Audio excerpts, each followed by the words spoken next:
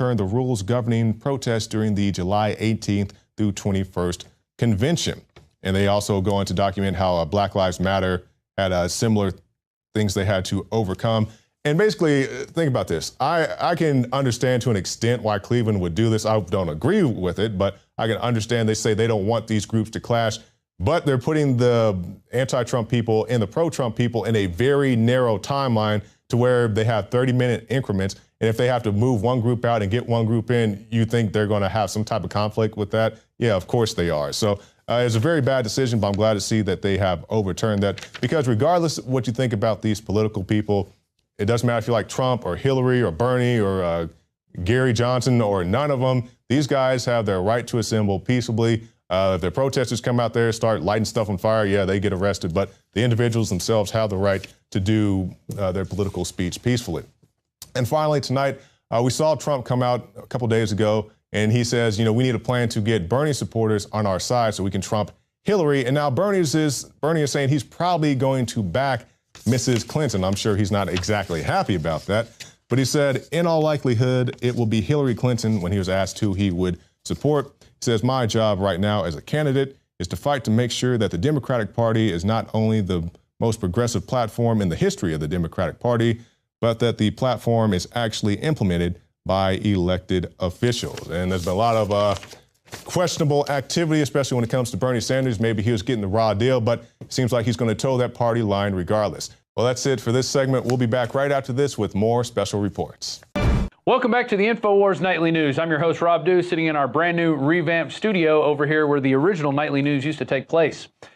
Now, my next guest joining me, you may have seen him if you watched our Bilderberg coverage, sticking his mic in the face of many globalists as they were trying to walk around and enjoy their day in Dresden, Germany. His name's Tilman Knechtel, and we're going to get his opinion on what happened yesterday in Germany at the shooting in Wernheim, and also talk about what's going on with Brexit. Because as you know, Germany and Britain were basically the two pillars holding up the EU, and now that they have voted to leave, what is going to be the future of the European Union? Tilman, how's it going today?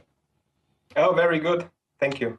Excellent. Thanks for joining us. So what has been the reaction in Germany to Britain voting to leave the EU?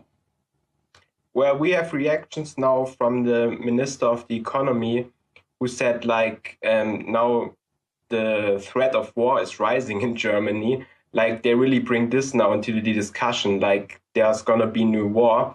So they always say this. They held this threat up for like 10 years. They said, oh no, if there's like smaller states, they will all go to war with each other, because they wanted obviously to centralize the European Union and making this big super state. So there's obviously no danger from small states attacking other countries. I mean, when did you see Monaco attack somebody? And when did you see Switzerland attack somebody? So this is obviously just fear mongering. And we had the German Green Party member, Rebecca Harms. She said she was about to cry because she will miss the British Parliament members. And she called the British Parliament members and they were actually crying. And yeah, I would also be crying if I get paid like 100,000 a month for basically doing nothing. So yeah, they create all this panic and say, you know, the bureaucratic effort is now so high to get out of this. But obviously it was the EU that implemented all these laws to England and Britain. So it's obviously it's the EU's fault that they have all these laws and they have now this bureaucratic effort to get out of there. And now they blame it on the Brexit voters that they made it so difficult to get out of there. But if they hadn't started in the first place, all these laws and all these EU regulations, there would be no problem with it. So it's obviously the EU's fault.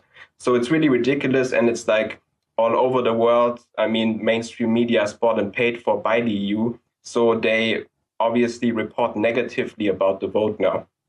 Yeah, they're taking the initial reports of like gold going up and the pound going down and stocks going down in some areas and just saying, oh, this is it. This is Armageddon is happening. This is it. People voted to essentially to break up the EU with Britain leaving. But I think that's all a bunch of hot air. They said the same thing in Iceland when they voted to basically go after the bankers and make the bankers accountable for destroying their economy. And what happened? Within 6 months, They turned their economy around. They were back in the surplus. They put bankers in jail, and now they're one of the more prosperous countries in the European area. And there's nobody saying that Europeans can't have trade and culture and work together on things. But when you create a dictatorial government inside with control over all these nations, what do you expect is going to happen? Eventually, people are going to get angry and decide to leave. Now, let's get to that German shooting that took place in Wernheim, which is just in the region of Frankfurt, Germany. A masked man went into a theater. I guess he started opening fire, but nobody was killed except for the gunman. Now, Tillman, what have you learned just doing your research in the last day or so on this event?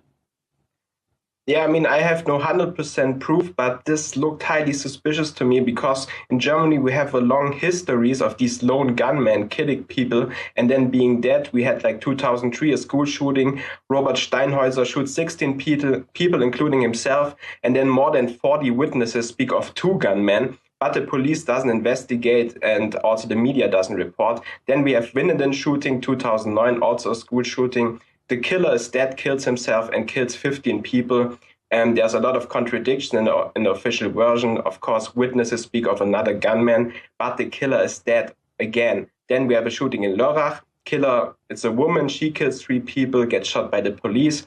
It's a lot of contradictions, no motive for the killer. The media doesn't report about it. And the killer is dead again. Then we have the National Socialist Underground. That was a so-called Nazi terrorist organization. They were killed, and they said they killed themselves when they saw the police arriving, which made no sense. And then it came out there was a German intelligence service member close to the attacks where these National Underground killers were.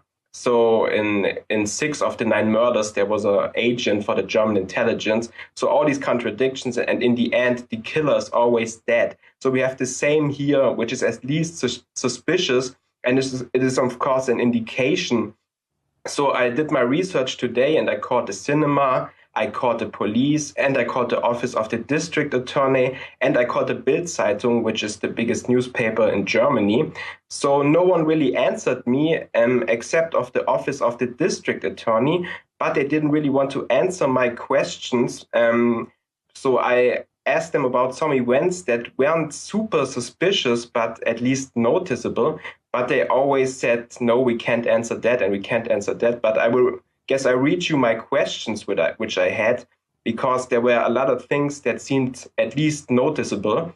So I asked, why did it take 3 hours to the first emergency call from the cinema manager at 2:41 until 6? It took 3 hours till the police declared the area safe again. So that reminded me of Orlando. Like, why does it take 3 hours? I mean, were there some negotiations with the hostage taker? What happened in these 3 hours? Because obviously the police needs to be quick. If it's like a kidnapping, they need to be as quick as possible. Then I was interested, how did they localize the shooter in the cinema? So did they maybe see him through a window? And if so, shouldn't they have seen that he only has alarm weapons, which came out now? So it was just a question. I didn't say, oh, this has to be like that. If they saw him before, they should have maybe seen that he has alarm weapons. So then, very important question I asked, there was a report of the biggest German newspaper called the Bild-Zeitung at 4:30, which included an interview with a witness who said that the kidnapper spoke broken German.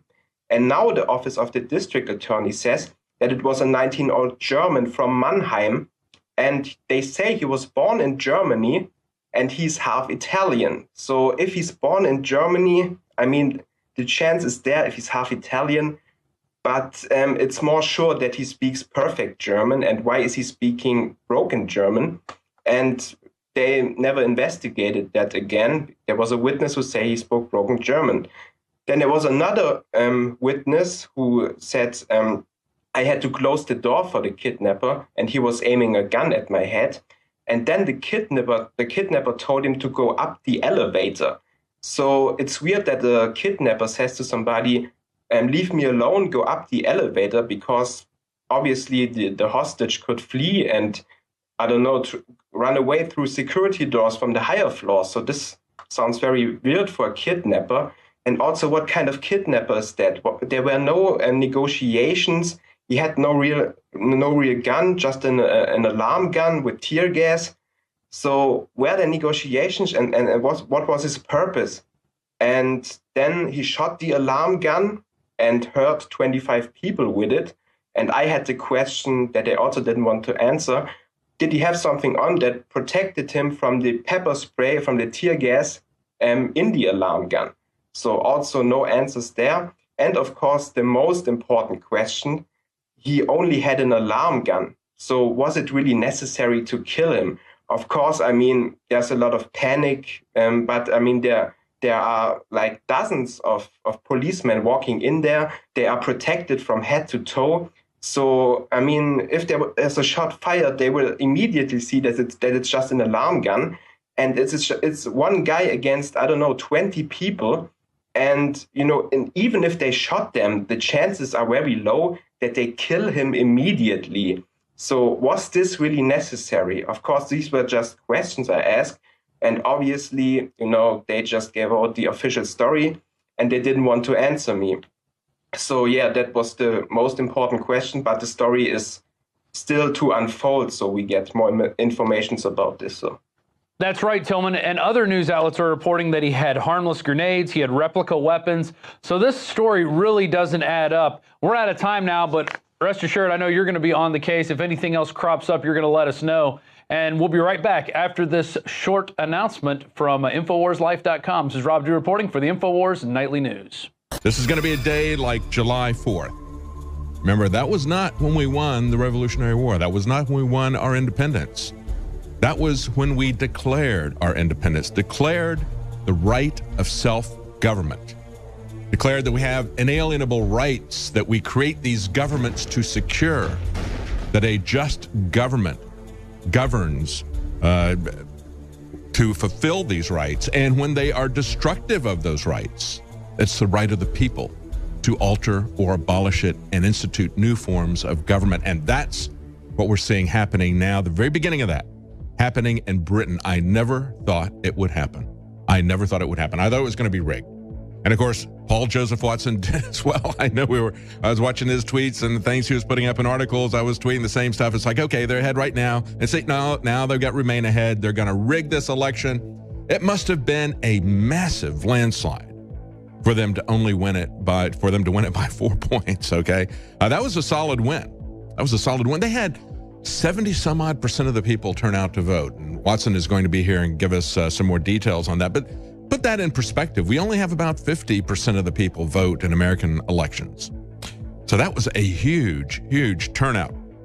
Now, as the headlines look, one article that's really good. This was the day the British people defied their jailers. That's a Telegraph headline. Another one, Brexit, the world's most complex divorce begins. And we're going to talk about all this stuff. But as I was looking at this, as I was celebrating this pushback against globalism, all I could think about was the British are leaving. The British are leaving. That means I'm single again. Oh, yeah, baby. It's Brexit. I had to get in the car and go for a ride with my wife last night, like 1 o'clock. It was just too exciting. We celebrate the 4th of July as a reminder of earning our independence from a tyrannical and oppressive government. Just a reminder to the Obama administration, there's plenty of room on the calendar for another holiday.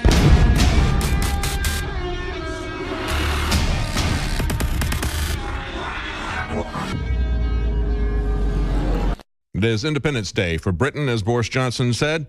I was looking at the Telegraph's Tim Stanley. His headline is, "This is the day the British people defied their jailers." He said, the people defied the experts, and they went with their conscience. He said, Labor voters, most of all the Northeast, rebelled against a century of Labor leadership. He says, I'm astonished, staggered, humbled. I should never have lost faith in my countrymen, those bold, brave, beautiful British voters. Good for you. You're leading the way in freedom. And you know, it was Winston Churchill who said in the history of the English-speaking people, now we've written a new chapter, by the way. This is going to be a new chapter. This is going to continue in America. We're going to talk to Roger Stone about that, but this is a new chapter. And he said, when America got its independence from Britain, it was a liberating thing for Britain as well. It unleashed freedom in Britain. It gave power to the people, to the parliament,